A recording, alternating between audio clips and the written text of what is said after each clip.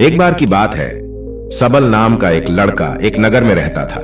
वह अपने जीवन से बहुत निराश था। उनकी निराशा का कारण यह था, वह अब तक अपने जीवन में कुछ भी नहीं कर रहा था।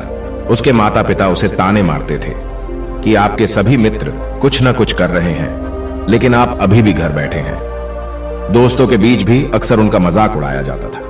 वह कहीं जाता तो लोग उससे पूछते थे कि आप क्या कर रहे हैं। उसे यह बताने में भी शर्म आ रही थी। वह कुछ नहीं कर रहा है। धीरे धीरे उसने रिश्तेदारों से मिलना जुलना कम कर दिया और लोगों से मिलना भी बंद कर दिया। वह ज्यादातर समय घर पर ही रहता।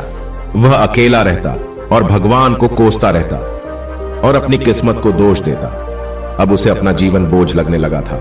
कभी कभी वह सोचता कि कब वह कुछ करने के योग्य बनेगा, और फिर वह सोचता कि जिंदा रहने से अच्छा मर जाना ठीक है। एक दिन वह अपने नगर की एक गली से गुजर रहा था। तभी उसने देखा कि एक गुरु दुख और परेशानियों पर उपदेश दे रहे हैं। वह भी उसी भीड़ में सबसे पीछे बैठ गया और गुरु के प्रवचन सुनने लगा।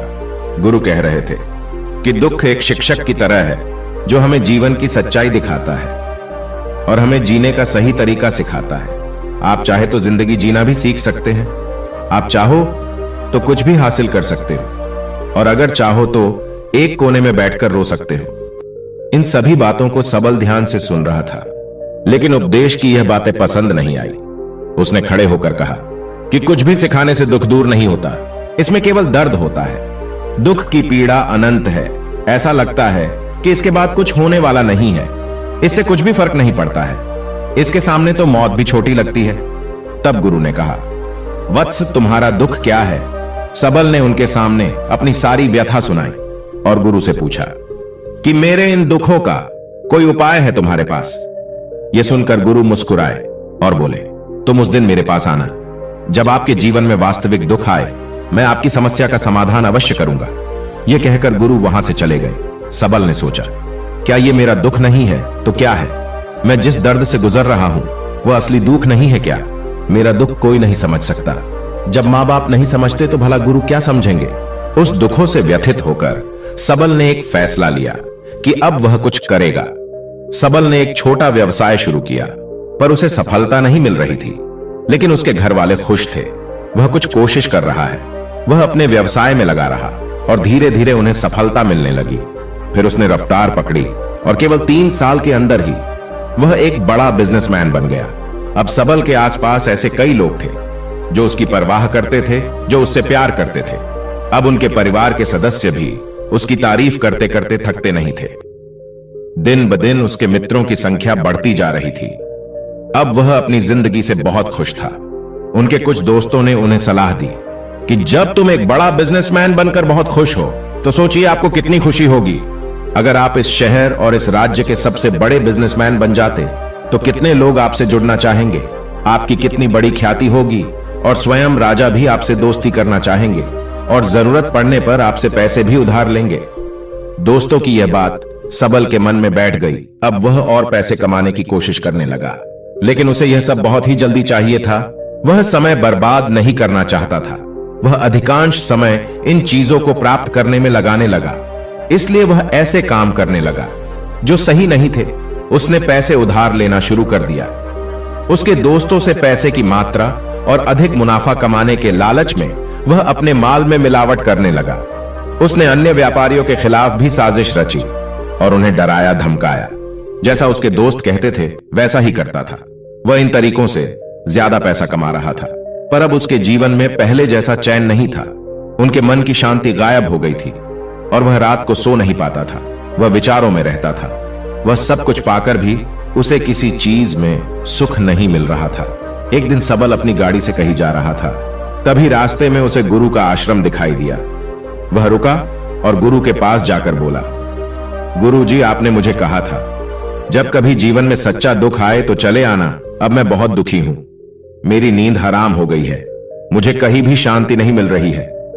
इस प्रकार सबल ने अपनी सारी समस्याएं गुरु को बताई। गुरु ने कहा, जब तुम पहली बार मुझसे मिलने आए थे तब भी तुम किसी दुख में थे। आपने उस दर्द से क्या सीखा? सबल ने कहा कि सिर्फ सोचने और चिंता करने से कुछ नहीं होता। अपनी दृष्टि को सच करने के लिए मेहनत भी जरूरी है, और सिर्फ मेहनत करने से कुछ नहीं होता। परिणाम भी मिलना चाहिए।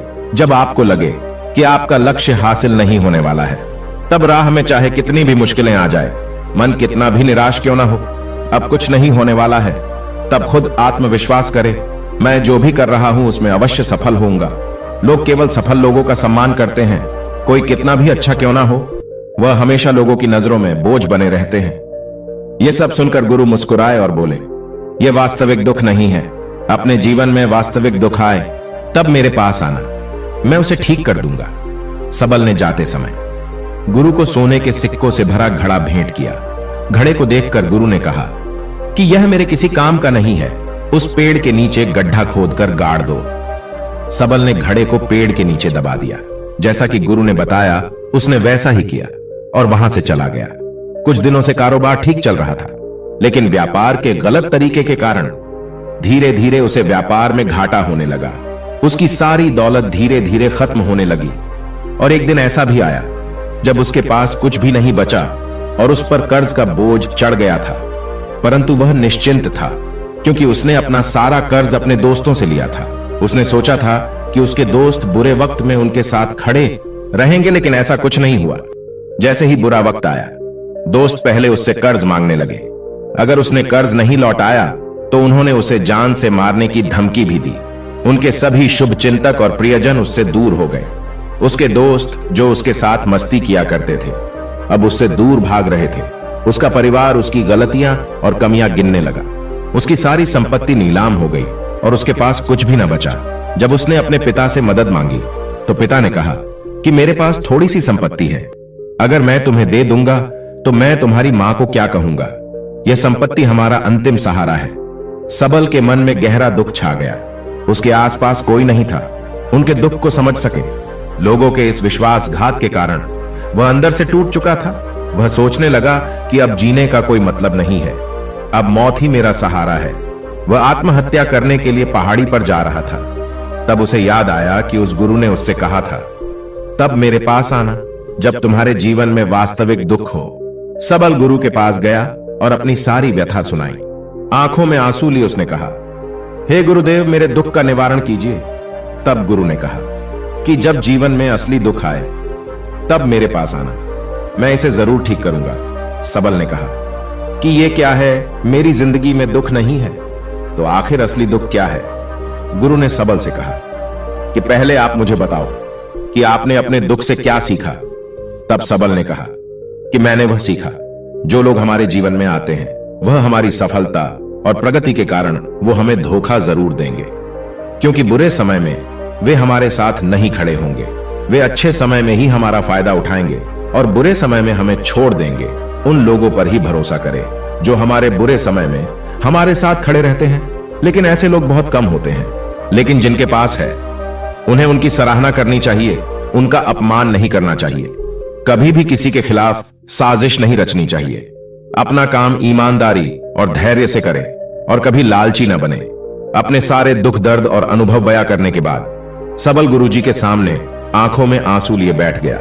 कुछ देर बाद गुरु उठे और पेड़ के नीचे गड्ढा खोदा और वो घड़ा निकाला जो सोने के सिक्कों से भरा हुआ था। उसने सबल को देकर कहा, मेरे पास तब आना जब तुम्हारे जीवन में वास्तविक दुख हो। सबल ने अपने गुरु को धन्यवाद दिया और उसे प्रणाम करके चला गया। उस पैसों से उसने एक छोटा सा व्यवसाय शुरू किया। अब वह छोटा व्यापारी बनकर भी खुश था। उसने पूरी लगन और ईमानदारी से कारोबार किया और जल्द ही वह अपने शहर का एक बड़ा व्यापारी बन गया। उसका जीवन सुख सुविधाओं से भरा हुआ था। लेकिन कोई कितना भी अच्छा क्यों ना हो, लेकिन जीवन में दुख आता है। तो सबल के जीवन में भी दुख आया। अपने माता पिता की मृत्यु हो गई। वे दोनों एक ही दिन मर गए। सबल अपने माता पिता से बहुत प्यार करता था, इसलिए उनके निधन से उन्हें गहरा सदमा लगा। अंतिम संस्कार किया गया। उसने अपने माता पिता का शव जलते हुए देखा तो उसका मन बेचैन हो उठा। उसके मन में कई सवाल उठने लगे। वह घर वापस आ गया। उसने अपने माता पिता के घर और संपत्ति को देखा, जिसके लिए उनके पिता हमेशा लड़ते रहे। आज वो खाली पड़ा है। जिन्होंने इसकी देखभाल की, इसके लिए लड़ने वाले इस दुनिया से चले गए। उसके पिता ने जो कुछ कमाया वह सब यही रह गया। एक दिन पहले तक उसके पिता मारपीट करते थे किसी के साथ उसकी संपत्ति के लिए। आज वो खुद इस दुनिया से चले गए। उसका मन ऐसे अनेक विचारों में भटक रहा था। वह अंदर से अकेला और डरा हुआ महसूस कर रहा था। वह खाली महसूस कर रहा था। उसे लगा कि कुछ तो है, परंतु वह समझ नहीं सका। इसलिए वह गुरु के पास गया। उसे देखकर गुरु ने कहा, क्या जीवन में कोई दुख है? सबल ने कहा, वैसे तो जीवन में कोई दुख नहीं है, सब कुछ अच्छा चल रहा है, लेकिन आज मेरे माता पिता का देहांत हो गया है। मैं इस घटना से बेहद दुखी और परेशान हूं। गुरु ने कहा, इसमें दुखी होने की क्या बात है? एक दिन सबको मरना है, मुझे भी मरना है, तुझे भी मरना है। शायद तुम कल ही मर जाओ या आज भी मर सकते हो। सबल ने कहा, क्या कह रहे हो गुरुजी? मैं भी मर जाऊंगा, लेकिन मैं अभी जवान हूं। गुरु ने कहा कि सभी जी रहे हैं इसी भ्रम में कि मृत्यु केवल बूढ़ों को आती है, लेकिन ऐसा नहीं है। जवान भी मर जाते हैं, बच्चे मर जाते हैं। मौत का उम्र से कोई लेना देना नहीं है, यह सभी को प्रभावित करता है। गुरु की ये बातें सबल के मन में बैठ गई और वह चुपचाप चला गया, लेकिन उसका मन अभी भी बेचैन था। वह खाली महसूस कर रहा था। वह सारा दिन अपने बारे में ही सोचता रहता कि वह कौन है, वह इस दुनिया में क्यों आया है, इस जीवन का लक्ष्य क्या है। ऐसे कई सवाल उसके दिमाग में लगातार उठ रहे थे, लेकिन उन्हें अपने किसी भी सवाल का जवाब नहीं मिल रहा था और उसका दुख दिन ब दिन बढ़ता ही जा रहा था। इसलिए कुछ दिन बाद वह फिर से गुरु के पास पहुंचा और बोला, हे स्वामी, मैं बहुत दुखी हूं, क्योंकि मैं यह नहीं जान पा रहा हूं कि मैं कौन हूं और मैं इस दुनिया में क्यों आया हूं। यह सुनकर गुरु मुस्कुराए और बोले, आज आपके जीवन में पहली बार सच्चा दुख उत्पन्न हुआ है। यह वास्तव में दुख कहलाने लायक है। हम नहीं जानते कि हम कौन हैं, हम क्यों आए हैं। सबल ने अपने गुरु से कहा कि उसकी दुर्दशा दूर करे। गुरु ने कहा कि हम सभी इंसान हैं, जीवन भर संग्रह करते रहते हैं। सबल ने कहा, कोई भी इंसान अपने साथ कुछ भी नहीं ले जा सकता, वह सिर्फ अकेला ही जाता है। मेरे माता पिता भी अपने साथ कुछ भी नहीं लेकर गए, धन संपत्ति वैभव सब कुछ यहां पर छोड़कर गए। गुरु ने कहा, अब मेरी बात ध्यान से सुनो। इस संसार में हमें जो संग्रह करना चाहिए वह हम नहीं करते, बल्कि चीजें हमारे सामने होती है, लेकिन हम उन्हें देखने की कोशिश नहीं करते। हमें इस दुनिया में जो कुछ भी इकट्ठा करना है वह हम खुद हैं। हमें खुद को जुटाना होगा, ताकि जब हम मरे तो हम एकजुट हो सके और खुद को पहचानने में सक्षम होने के लिए। हम अंदर बटे हुए हैं। हम प्यार, नफरत, गुस्सा, ईर्ष्या में बटे हुए हैं। क्रूरता, धन, स्थिति, प्रतिष्ठा, सम्मान, पहचान, धर्म, जाति, सैकड़ों हजारों ऐसी चीजों और इच्छाओं में हम विभाजित हैं और टुकड़ों में जीवन जी रहे हैं। इस विभाजन के कारण हमारी चेतना कभी एक नहीं हो सकती। हमारी चेतना व शक्ति बिखरी हुई है, इसलिए हमारे पास इतना समय नहीं है, इतनी ऊर्जा नहीं कि हम मुड़ सकते हैं और अपने भीतर देख सकते हैं। वास्तव में धन, सम्मान और सुविधाओं के अभाव को लोग दुख समझते हैं और जीवन भर के लिए इसे दुख कहकर रोते रहते हैं और समाधान खोजने का प्रयास करते रहते हैं। उन्हें अपना समाधान कभी नहीं मिलेगा, क्योंकि जिसे लोग दुख कहते हैं वह वास्तविक दुख नहीं है। यह सिर्फ एक आदमी की इच्छा है। उसकी इच्छा कभी पूरी नहीं होती, इसीलिए व्यक्ति को कभी उनके प्रश्नों का समाधान नहीं मिलता। इसलिए इन सब से परे यदि आप अपने दुखों का परम समाधान चाहते हैं तो सबसे पहले खुद को समेटना होगा। इस दुनिया से अपनी ऊर्जा वापस ले लो और इकट्ठा करो। अपने आप पर ध्यान केंद्रित करो, स्वयं पर ध्यान दो। अपने मृत्यु से पहले अपने आप को जानने की कोशिश करो। बिखरो मत। सबल ने कहा, गुरुजी, क्या हम इस संसार को छोड़ दें? हमारी सभी इच्छाओं को मार देना चाहिए। किसी से प्रेम नहीं करना चाहिए, धन संग्रह नहीं करना चाहिए, सम्मान की आशा छोड़ देनी चाहिए। गुरु ने कहा कि भावनाओं और इच्छाओं से ऐसे बिखरे हुए मनुष्य में से बाहर निकल आओ, जैसे कोई पत्थर पहाड़ से अलग होकर गिरे तो जिस पर पर्वत का कोई कंट्रोल नहीं होता सिवाय देखने या परेशान होना और कुछ खोना। ठीक वैसे ही बिखरे हुए मनुष्य की इच्छाएं बेकाबू और दर्दनाक है। उसका अनियंत्रित मन इच्छा करता रहता है और कल्पना करता रहता है और यह दुख देता है। लेकिन जब एक व्यक्ति अपने मन को एकत्र करता है तो वह जो कुछ भी करता है वह उसके नियंत्रण में होता है। फिर उसकी इच्छा से इच्छाएं भी उत्पन्न होती है। फिर सबल ने कहा कि आपने मेरे असली दुख का समाधान कर दिया। आपका बहुत बहुत धन्यवाद।